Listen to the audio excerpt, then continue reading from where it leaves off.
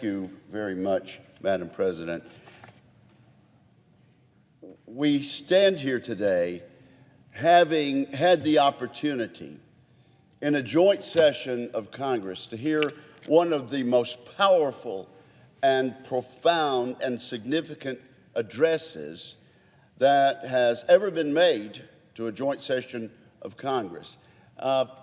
We have a few people listening in right now. I notice we have a number of our pages on the floor. Madam President, I'm glad that our young people, our rising seniors in high school who work for us, were able to be there and to be here in Washington in this Capitol and see and listen to this magnificent speech today by Benjamin Netanyahu, the Prime Minister of the State of Israel, our steadfast ally, the only democracy in that section of the world.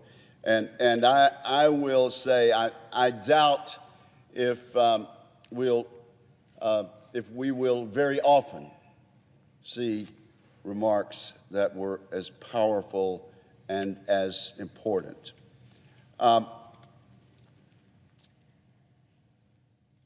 Israel has been our steadfast ally for over 7 decades. It was a Democratic president, Harry Truman, post-war, that put his administration behind the recognition of the Jewish state in Palestine as Israel, and we became one of the earliest countries to recognize Israel. That has stood for over 7 decades. The recognition by the United States on a bipartisan basis has recognized an important fact that the Jewish people are certainly not colonialists in the Holy Land.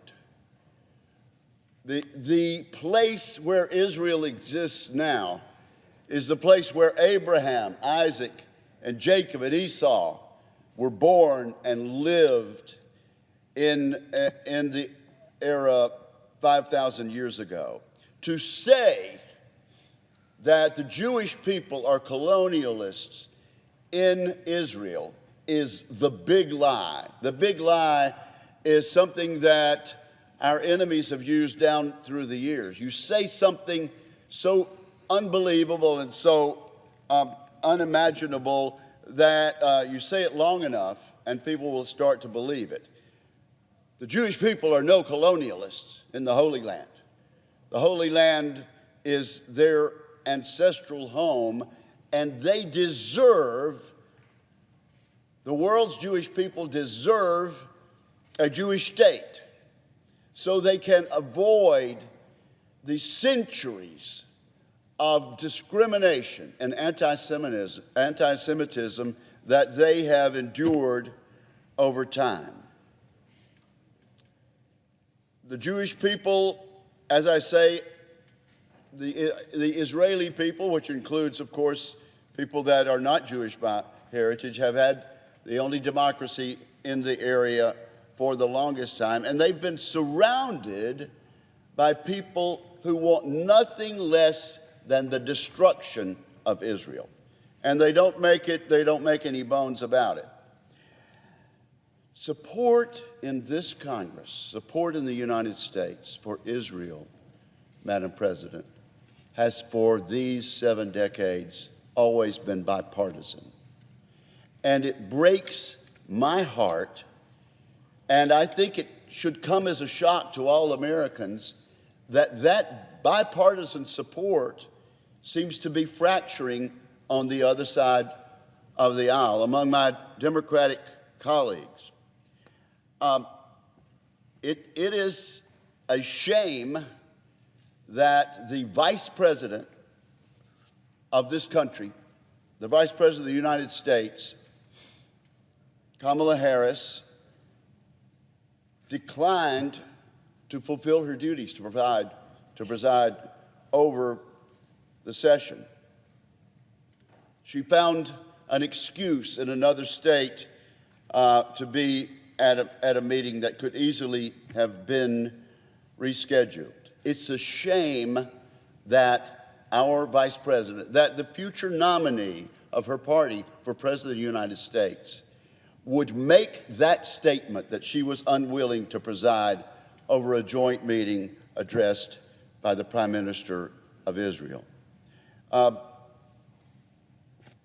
President pro tempore of the United States Senate refused to attend. Many members of this body on the Democratic side of the aisle, many members of the Democratic Party in the House of Representatives boycotted this speech by our steadfast ally of 70 years or more. I noticed when the Prime Minister of Israel came down through the center aisle there in the House of Representatives, shaking hands on both sides, and he rounded the corner, Madam President, and the majority leader of this body, the senior senator from New York, Senator Schumer, declined to extend his hand to the Prime Minister of this, our steadfast ally.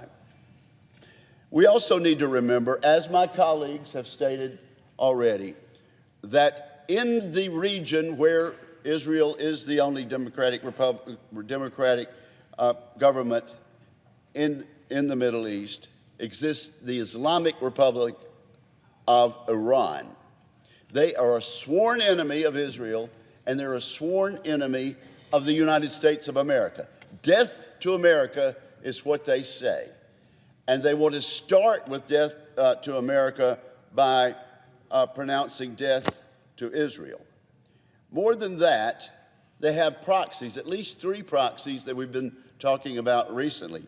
The Houthis in Yemen, Hezbollah to the north of Israel, and Hamas, the terrorist group that perpetrated the October slaughter on the people near Gaza.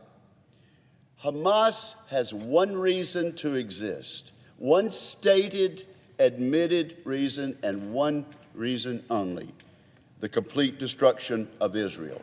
And they demonstrated their ruthlessness on October 7th. Rapes, beheadings, babies being burned, unspeakable acts of violence. And Prime Minister Netanyahu was correct to point out that people protesting outside this building on behalf of Hamas should be ashamed of themselves in protesting on behalf of a group that was so violent. Madam President, Hamas uses civilians as human shields. That is a violation of international law. By contrast, contrary to what people have been told in the press, Israel is doing the best job that any combatant has ever done in protecting civilians while trying to root out terrorist groups. I am calling on people on both sides of the aisle, in conclusion, to return to our bipartisan support of the right of a people to exist somewhere and to have one place on the face of the earth where they know they can be safe in their own beliefs, in their own population, and for the first time in centuries and millennia, to be safe and have their own homeland. So I congratulate the Prime Minister of Israel. I congratulate the members of Congress who received him well, and I invite my colleagues on the other side of the aisle to remember the importance of bipartisan support for Israel. Thank you, Madam President.